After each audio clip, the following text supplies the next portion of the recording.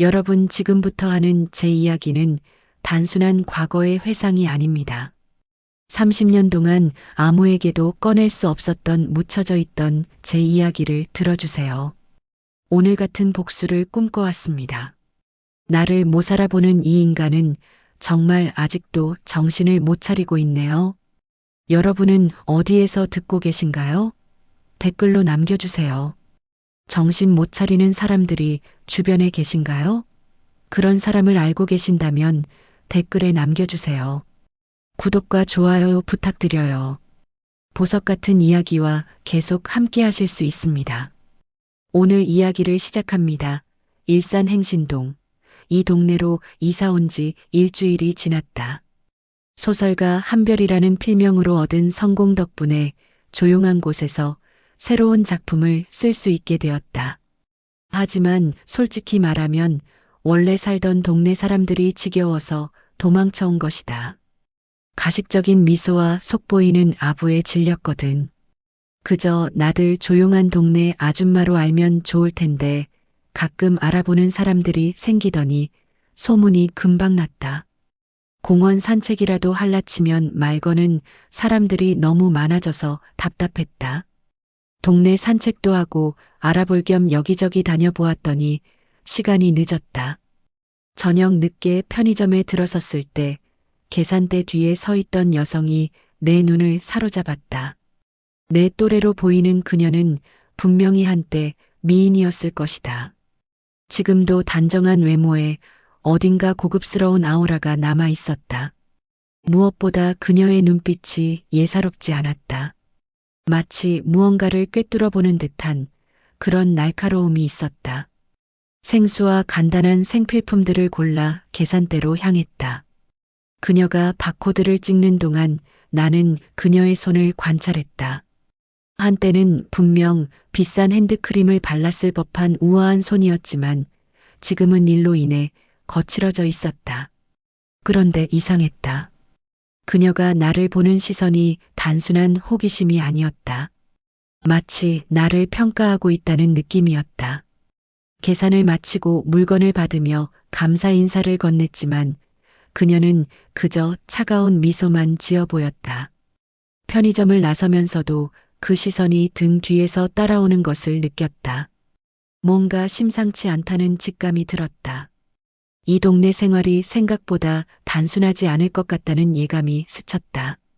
며칠 후 동네 공원을 산책하던 중 벤치에 앉아 책을 읽고 있는 남성을 발견했다. 60대 초반으로 보이는 그는 단정한 차림새의 지적인 인상이었다.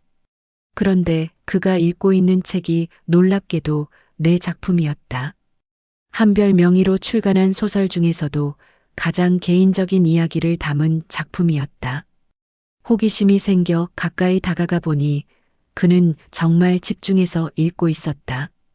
때로는 고개를 끄덕이기도 하고 때로는 깊은 한숨을 내쉬기도 했다. 진짜 독자의 반응을 직접 볼 수 있는 기회는 흔하지 않다.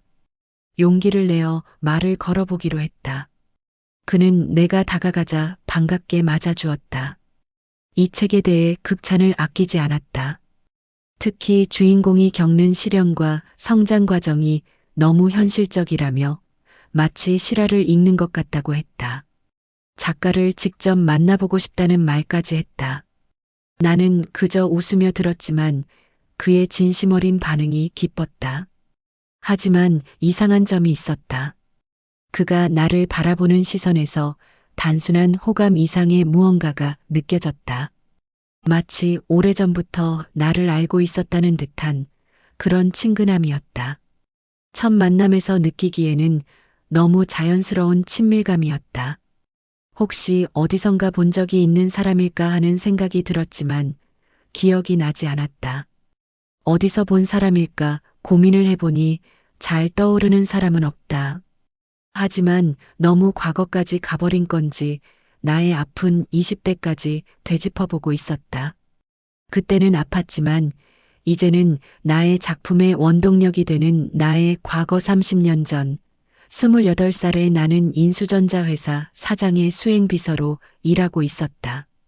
경제가 급격하게 발전하는 시기이다 보니 전자회사는 기하급수적으로 커지고 있었고 사장님의 비서가 3명이 있어야 할 정도로 바빴으며 나는 그 시절 나는 정말 일벌레였다. 완벽주의 성향 때문에 모든 업무를 완벽하게 처리하려고 했고 덕분에 사장의 신뢰를 한 몸에 받고 있었다. 동료들 사이에서는 차가운 여자, 일만 아는 깍쟁이라는 소리를 들었지만 상관없었다. 나는 내 능력을 인정받는 것이 좋았고 그에 따라 대우받고 성공하는 것이 최우선이었으니까. 그런데 그날 내 인생을 송두리째 바꿔놓을 남자가 나타났다. 이훈수, 새로 영입된 마케팅부 차장이었는데 첫 인상부터 범상치 않았다. 키가 크고 단정한 외모에 자신감 넘치는 표정. 무엇보다 나를 보는 그의 시선이 달랐다. 다른 남자들처럼 가볍게 보는 게 아니라 마치 나를 연구하는 듯한 눈빛이었다. 이훈수는 처음부터 나에게 전략적으로 접근했다. 업무 관련 질문을 하면서 자연스럽게 개인적인 대화로 이어가거나 점심시간에 우연을 가장에 마주치는 일이 잦아졌다. 다른 여직원들처럼 직접적으로 작업을 거는 게 아니라 지적인 대화로 접근하는 방식이었다.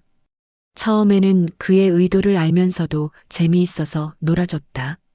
하지만 시간이 지나면서 그의 진심 어린 관심과 배려에 점차 마음이 움직이기 시작했다. 아니, 그때는 정말 진심이라고 믿었다. 지금 생각해보면 얼마나 순진했는지 모르겠다. 그가 나를 공략한 진짜 이유를 그때는 전혀 몰랐으니까. 이훈수와의 결혼은 정말 완벽한 로맨스 같았다. 6개월간의 열렬한 구애 끝에 그가 프로포즈를 했을 때 나는 세상에서 가장 행복한 여자라고 생각했다. 한강공원에서 석양을 배경으로 무릎 꿇고 반지를 내미는 그의 모습은 영화의 한 장면 같았다. 결혼식도 화려했다. 이훈수 쪽에서 비용을 아끼지 않았고 하객들도 많이 왔다. 나는 웨딩드레스를 입고 행복에 겨워했다. 동료들은 부러움 반 질투 반의 시선으로 나를 바라봤다. 특히 회사 여직원은 유독 나를 부러워하기도 하고 질투하기도 했다. 워낙 그때 이훈수는 여성들의 관심 대상이었다. 나는 그걸 더 잘 알고 있었기에 그런 그가 나를 선택했다는 것이 자부심이었다. 간 혹 몇 명은 나를 더 신경 쓰는 것 같았는데 그때는 단순한 부러움 정도로 생각했다. 그땐 그게 정말 더 짜릿했다. 신혼생활은 달콤했다. 이훈수는 정말 다정한 남편이었다. 매일 아침 출근길에 커피를 타주고 저녁에는 함께 산책을 했다. 주말에는 데이트를 즐겼고 미래에 대한 계획도 세웠다. 아이는 둘 정도 낳고 좋은 집으로 이사가서 행복하게 살자고 했다. 하지만 그 행복은 오래가지 않았다. 결혼 1년이 지나도록 임신 소식이 없자 분위기가 달라지기 시작했다. 처음에는 괜찮다고 했던 이훈수도 점차 조급해하는 기색을 보였다. 특히 명절이 되자 양가 어른들의 은근한 압박이 시작되었다. 시어머니는 내가 노산이라며 혀를 쯧쯧 차셨고 시아버지는 대를 이어야 한다며 언제 손자, 손녀 얼굴을 볼 수 있겠냐는 질문을 노골적으로 하시는데 죄송스러운 마음과 부담스러운 마음이 큰 스트레스가 되었고 나는 더 조급해져만 갔다.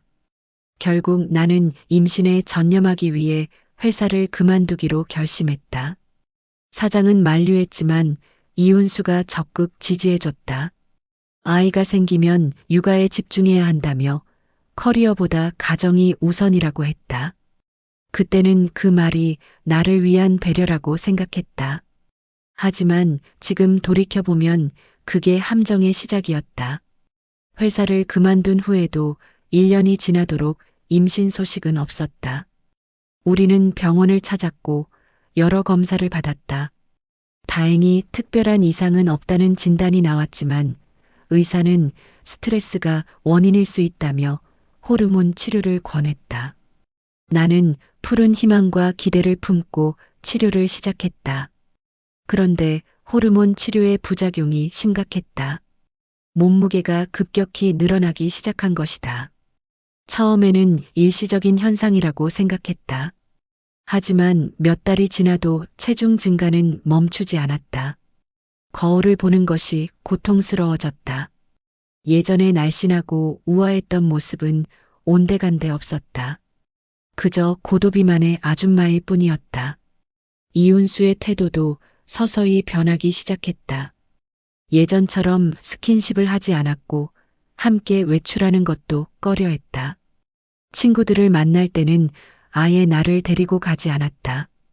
그런 그의 변화를 느끼면서도 나는 참았다. 아이만 생기면 모든 게 좋아질 거라고 믿었으니까. 하지만 그것은 너무 순진한 생각이었다. 이미 이윤수의 마음은 다른 곳으로 향하고 있었는데 이혼은 정말 잔혹하게 다가왔다. 어느 날 밤 술에 취해 들어온 이윤수가 나에게 던진 말들은 아직도 생생하다. 도대체 왜 결혼했는지 모르겠어. 돈도 못 벌어오고 아이도 못 낳고 이제는 여자로도 보이지도 않고 살은 안 뺄래? 차라리 나가 돈이라도 벌어와. 그 순간 나는 깨달았다. 그가 나를 사랑한 게 아니라 사장 수행비서라는 내 지위와 잘나가는 여자를 둔 남다라는 타이틀을 사랑했다는 것을? 더 충격적인 건 그 다음이었다. 이윤수가 회계팀의 김미진과 바람을 피우고 있다는 사실을 알게 된 것이다. 우연히 그의 정장 주머니에서 김미진이 쓴 편지를 발견한 것이다. 그 편지에는 둘의 은밀한 만남 약속과 함께 나를 비웃는 내용들이 적혀 있었다. 언니는 정말 불쌍해요. 자기가 얼마나 뚱뚱해졌는지도 모르고. 이혼 과정은 더욱 참혹했다. 이윤수는 냉정하게 계산된 듯 모든 걸 준비해 놓고 있었다.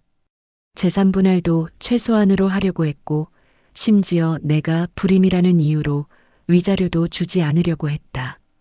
변호사도 제대로 구하지 못한 나는 그저 당할 수밖에 없었다. 이혼 서류에 서명하고 법원 앞에 나오는데 김미진이 이윤수를 기다리고 있었다. 그녀는 승리자의 미소를 지으며 나를 바라봤다. 언니, 그동안 고생 많으셨어요.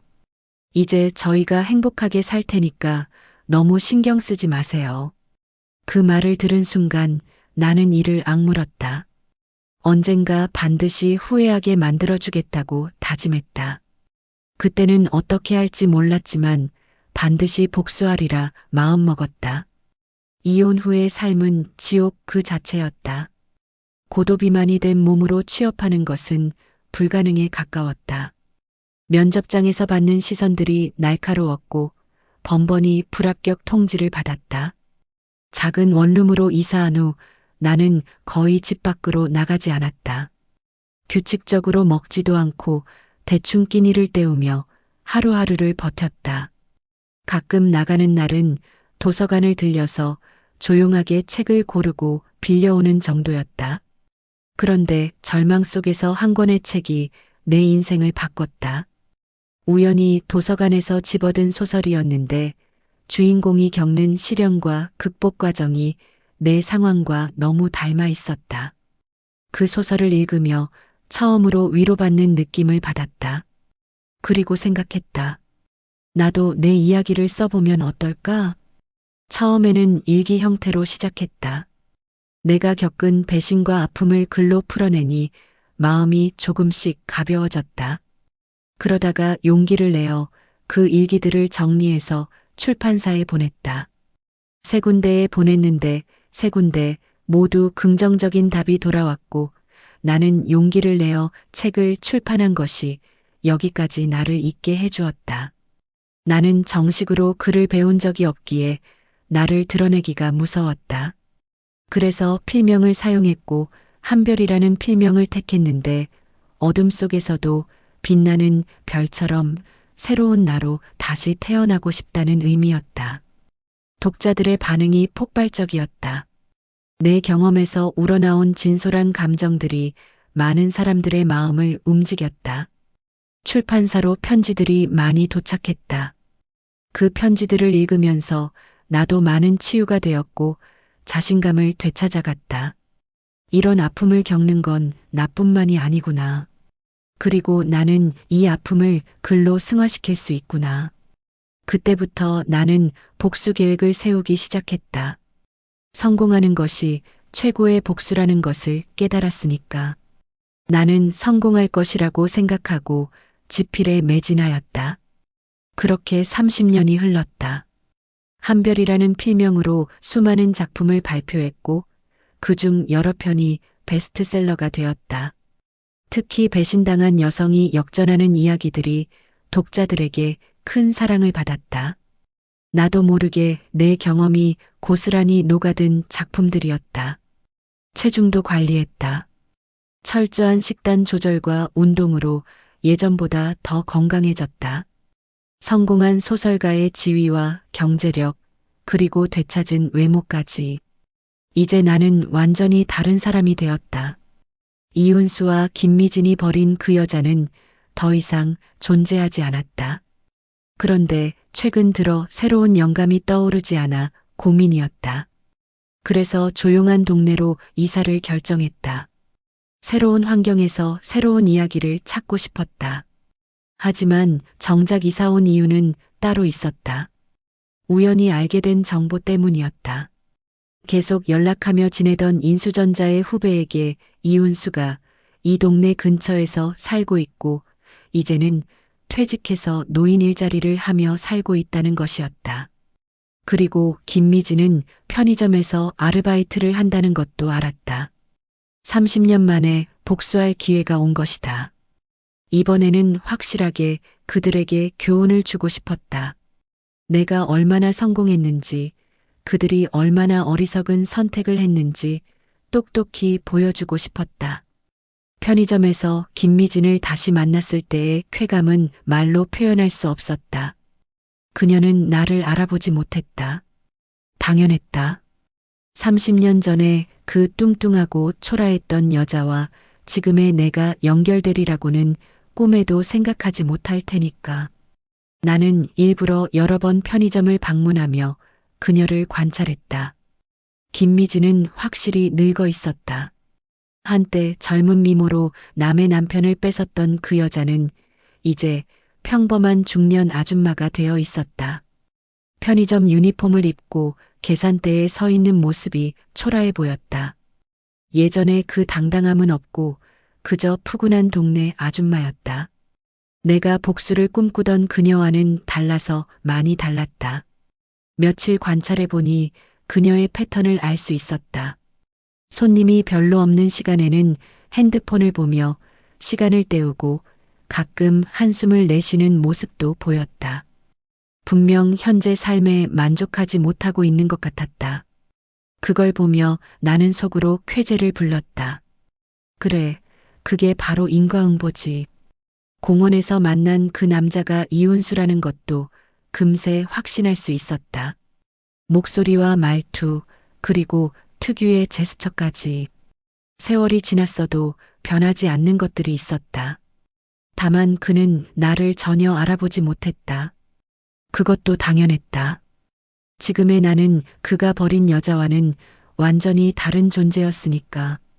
이제 본격적인 복수극을 시작할 때가 왔다. 이윤수가 내 소설에 빠져 있다는 것을 알고 나는 계획을 세웠다. 그를 완전히 매혹시킨 다음 마지막에 진실을 폭로하는 것이었다. 그가 그토록 사랑한다는 소설가가 바로 자신이 버린 전 부인이라는 사실을 알았을 때의 충격을 상상하니 기대되었다. 며칠 후 공원에서 다시 만났을 때 내가 한별이라는 것을 알게 된 이윤수는 완전히 내게 빠져 있었다. 내 다른 작품들도 모두 읽어봤다며 감탄을 아끼지 않았다. 작가님 소설의 주인공들은 왜 이렇게 현실적인가요? 마치 실제 경험담을 읽는 것 같아요. 그의 말을 들으며 나는 속으로 웃었다. 당연히 현실적이지. 그게 바로 내 이야기니까. 이윤수는 점점 대담해졌다. 자신의 현재 부인에 대한 불만을 털어놓기 시작한 것이다. 집사람은 대화가 안 통해요. 편의점 아르바이트나 하는 수준이라. 그 말을 들으며 나는 화가 났다. 김미진도 한때는 회계 업무를 담당했던 똑똑한 여자였는데 마치 처음부터 무능한 사람인 양 말하고 있었다. 나이 차이도 많이 나고 공통 관심사도 없어요. 작가님 같은 지적이고 매력적인 여성을 만나니까 정말 행복합니다. 이윤수가 내 손을 잡으려고 할 때 나는 적당히 피하면서도 완전히 거부하지는 않았다.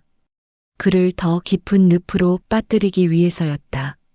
그를 처음 만났을 때와 똑같은 패턴이었다. 결혼한 남자가 다른 여자에게 빠져서 아내를 비하하는 모습 말이다. 김미진이 먼저 접근해 온 것은 예상 밖이었다. 커피 한잔 하자는 그녀의 제안을 받아들이고 동네 카페로 향했다. 그녀는 분명 남편의 행동을 의심하고 있었고 나를 견제하려는 목적이 분명했다. 하지만 나는 전혀 긴장하지 않았다. 오히려 이 기회를 활용할 생각이었다. 카페에 앉은 김미진은 먼저 자기소개를 했다. 저는 김미진이에요. 이 동네에서 편의점에서 일을 하고 있어요. 저희 편의점 오신 적 있으시죠? 그 순간 나는 연기를 시작했다. 아, 그 편의점. 자주 이용하고 있어요. 친절하게 해주셔서 감사해요. 순진한 척하며 웃어 보였다. 김미진은 내가 소설가라는 것을 알고 있었다. 혹시 어떤 작품을 쓰시는지 궁금해요. 나는 한별이라는 필명을 밝혔다. 그 순간 김미진의 얼굴이 굳어지는 것을 볼 수 있었다. 분명 그 이름을 들어본 적이 있을 것이다. 아마 이윤수가 집에서 내 이야기를 자주 했을 테니까.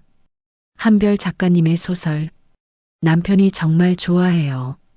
김미진의 목소리에 묘한 긴장감이 흘렀다.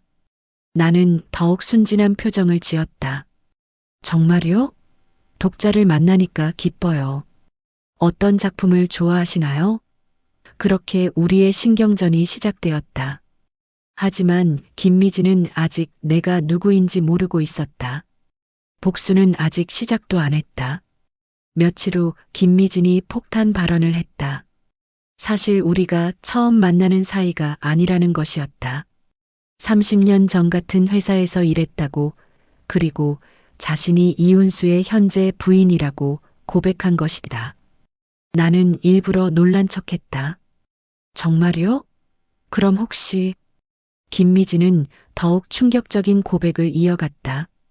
자신이 이윤수가 결혼 생활 전부터 불륜을 저질렀고 내가 이혼한 후 그와 결혼했다는 것까지 털어놓았다. 그런데 놀랍게도 그녀는 나에게 사과하기보다는 다른 말을 했다. 최지혜 씨가 우리 남편한테 관심 보이시는 것 같던데. 순간 나는 깨달았다. 김미진이 내가 최지혜라는 것을 알고 있다는 것을.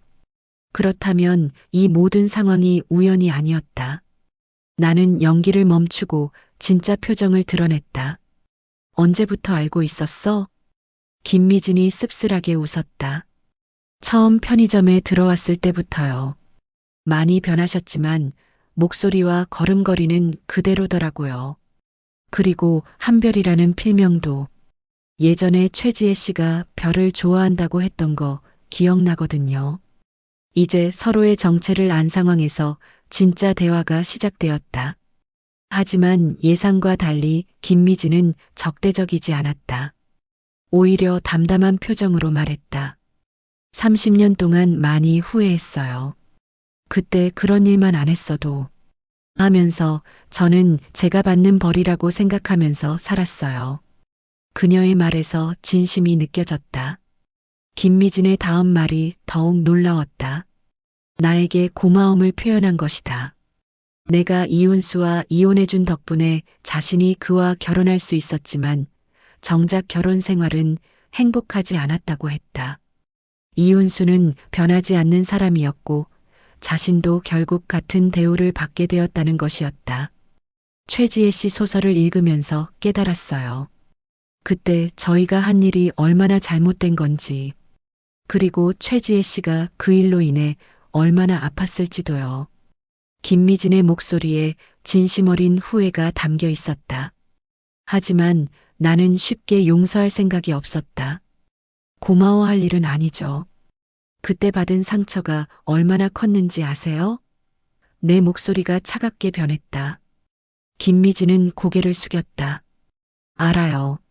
정말 죄송해요. 그런데 김미진이 뜻밖의 제안을 했다. 이윤수에게 확실한 교훈을 주자는 것이었다. 그녀도 이제는 이 답답한 결혼 생활에서 벗어나고 싶다고 했다. 최지혜 씨가 이렇게 성공한 모습을 보니까 저도 새로운 인생을 살고 싶어졌어요. 그러니까 우리 남편한테 제대로 된 현실을 보여줍시다.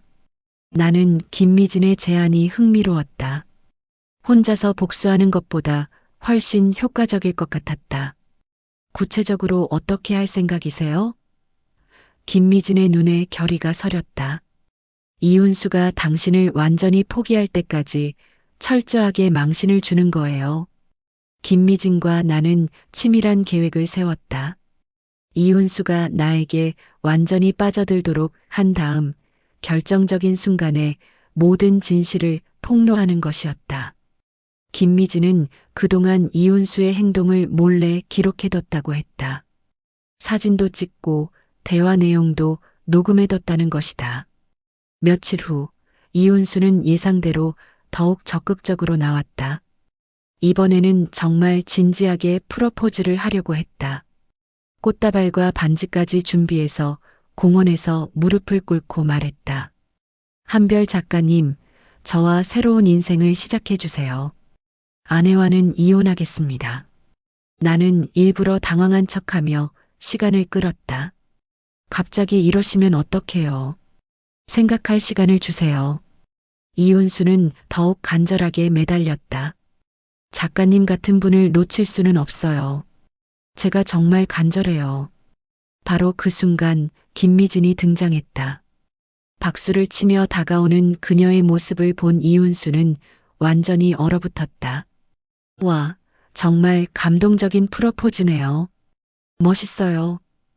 김미진의 목소리에는 차가운 조롱이 담겨 있었다.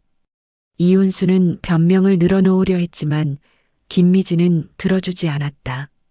이제 진실을 말해줄 시간이에요. 당신이 그렇게 사랑한다는 한별 작가님이 누구인지 말이에요. 드디어 복수의 클라이맥스가 시작되었다. 김미진이 차근차근 진실을 폭로하기 시작했다. 훈수 씨, 기억나요? 30년 전에 당신이 버린 그 뚱뚱하고 못생긴 전 부인 말이에요. 이윤수의 얼굴이 점점 굳어갔다. 그 부인이 바로 지금 당신 앞에 서 있는 한별 작가님이에요. 나는 이때를 놓치지 않고 말했다. 안녕하세요, 이윤수 씨.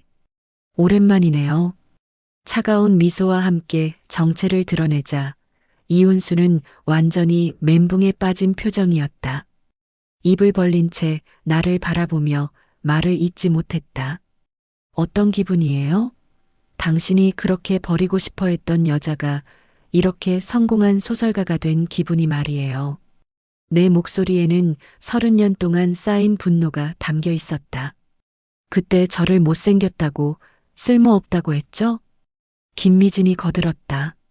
그리고 지금은 그 못생긴 전 부인한테 꽃다발 들고 프로포즈하고 있었네요. 참 아이러니해요. 이윤수는 땀을 뻘뻘 흘리며 말을 더듬었다. 최지혜. 정말 너였구나. 네, 바로 그 최지혜예요. 당신이 고도비만이라고 혐오했던 그 여자.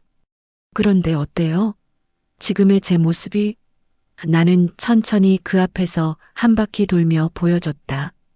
성공한 소설가의 그때와는 달라진 외모까지. 당신이 버린 게 뭔지 이제 아시겠어요? 이윤수는 완전히 무너졌다. 자신이 그토록 열렬히 사랑했던 소설가가 버렸던 전 부인이라는 사실에 충격을 받은 것이다.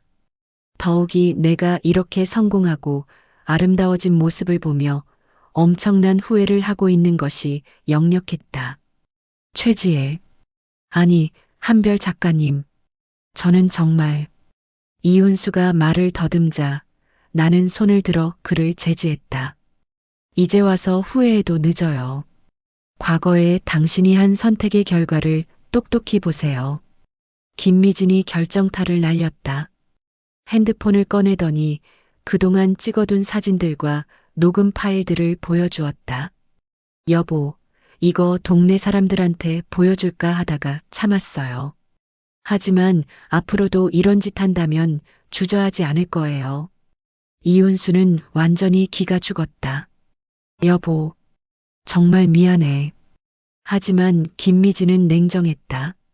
미안하다고 해서 다 되는 줄 알아요? 30년 결혼 생활 동안 저한테 한 짓을 생각해 보세요. 나는 마지막으로 이윤수에게 말했다. 고마워요. 덕분에 진짜 행복을 찾을 수 있었거든요. 만약 당신과 계속 살았다면 지금의 성공도 없었을 테니까. 그리고 김미진에게 눈짓을 했다. 이제 그녀가 마무리할 차례였다. 김미진은 이윤수에게 최후 통첩을 날렸다. 집에 가서 반성문 써오세요. 그리고 앞으로 한별 작가님께 접근하면 바로 이혼 소송 걸겠어요. 이윤수는 대답도 제대로 못하고 터벅터벅 걸어갔다. 그 뒷모습이 말할 수 없이 초라해 보였다. 나는 김미진에게 박수를 쳤다. 정말 시원하네요. 30만에 이런 복수를 할 줄은 몰랐어요. 김미진도 환하게 웃었다. 저도 이렇게 속이 후련한 건 처음이에요. 그동안 얼마나 답답했는지 몰라요. 우리는 카페로 자리를 옮겨 축배를 들었다. 이제 정말 새로운 시작이네요. 김미진이 말했다. 편의점 일도 그만두고 새로운 일을 찾아볼 거예요. 최지혜 씨 덕분에 용기가 생겼어요. 나도 기분이 좋았다. 저도 새로운 작품 소재를 얻었어요. 이번 경험을 바탕으로 정말 통쾌한 복수 스토리를 써볼 수 있을 것 같아요. 우리는 서로를 바라보며 웃었다. 원수였던 사이에서 동지가 된 묘한 감정이었다. 김미진이 진심으로 말했다. 정말 고마워요. 최지혜 씨가 아니었다면 저는 평생 그 남자한테 매여 살았을 거예요. 나도 대답했다. 저야말로 고마워요. 덕분에 완벽한 복수를 할 수 있었거든요. 그날 이후 이윤수는 완전히 달라진 사람이 되었다. 김미진에게 들은 발언은 집에 와서 무릎 꿇고 빌었다고 했다. 그동안 잘못 살았다며 앞으로는 정말 모범적인 남편이 되겠다고 울면서 약속했다는 것이다. 더 웃긴 것은 이윤수가 내 소설을 더 이상 읽지 못하겠다고 했다는 것이었다. 자신이 그렇게 좋아했던 작가가 전 부인이라는 사실에 충격받아서 책만 봐도 부끄러워한다고 했다. 그 말을 전해 들으며 나는 속이 시원했다. 김미진은 편의점 일을 그만두고 새로운 일자리를 찾기 시작했다고 했다. 그녀도 이번 일을 계기로 인생을 바꾸고 싶어 한다는 것이었다. 하지만 나는 그녀와 더 이상 깊은 관계를 유지할 생각이 없었다. 복수는 끝났고 각자의 길을 가는 것이 맞다고 생각했다. 마지막으로 김미진과 만났을 때 나는 분명히 말했다. 이제 우리는 각자의 길을 가는 게 좋겠어요. 복수는 끝났으니까요. 김미진도 고개를 끄덕였다. 그래요. 저도 그게 맞다고 생각해요. 그동안 정말 죄송했어요. 그것이 우리의 마지막 대화였다. 몇 달 후 나는 이 모든 경험을 바탕으로 새로운 소설을 썼다. 제목은 완벽한 복수였다. 배신당한 여성이 성공으로 되갚는 통쾌한 이야기였다. 출간 전부터 화제가 되었고 출간과 동시에 베스트셀러 1위에 올랐다. 독자들의 반응이 폭발적이었다. 특히 비슷한 상처를 받은 여성들이 대리만족을 느낀다며 열렬히 지지해 주었다. 이런 복수가 진짜 복수다. 성공이 최고의 복수라는 말이 맞다는 댓글들이 쏟아졌다. 드라마 원작 계약이 되었다. 그 덕에 TV 인터뷰에도 출연하게 되었다. 진행자가 물었다. 작가님의 소설은 왜 이렇게 현실적인가요? 나는 미소를 지으며 대답했다. 경험에서 우러나온 이야기니까요. 인생은 소설보다 더 드라마틱하답니다. 그 인터뷰가 방송된 후 동네에서 나를 알아보는 사람들이 늘어났다. 모두 존경과 부러움의 시선으로 바라봤다. 이훈수와 김미진도 그 방송을 봤을 것이다. 자신들이 버린 여자가 이렇게 성공한 모습을 보며 어떤 기분일까 상상하니 더욱 통쾌했다. 1년이 지났다. 나는 이제 완전히 다른 사람이 되었다. 성공한 소설가로서의 지위는 물론 내면의 상처도 모두 치유되었다. 무엇보다 나 자신을 진심으로 사랑하게 되었다. 이훈수와 김미진의 소식도 가끔 들렸다. 이훈수는 완전히 기가 죽어서 집에서만 지낸다고 했다. 김미진은 다른 동네로 이사를 갔다는 소문도 들렸다. 아마 이 동네에 있기가 부끄러웠을 것이다. 어느 날 우연히 길에서 이훈수를 마주쳤다. 그는 나를 보자마자 고개를 숙이고 피하려 했다. 하지만 나는 당당하게 그를 바라보며 지나쳤다. 더 이상 그에게 어떤 감정도 없었다. 분노도 원망도 심지어 동정심도 없었다. 그저 과거의 한 장면일 뿐이었다. 복수는 이렇게 하는 것이다. 상대방을 망가뜨리는 것이 아니라 내가 더욱 성공하고 행복해지는 것. 그들이 버린 나를 후회하게 만드는 것. 지금 나는 그 어느 때보다 행복하다. 성공도 얻었고 진정한 자존감도 되찾았다.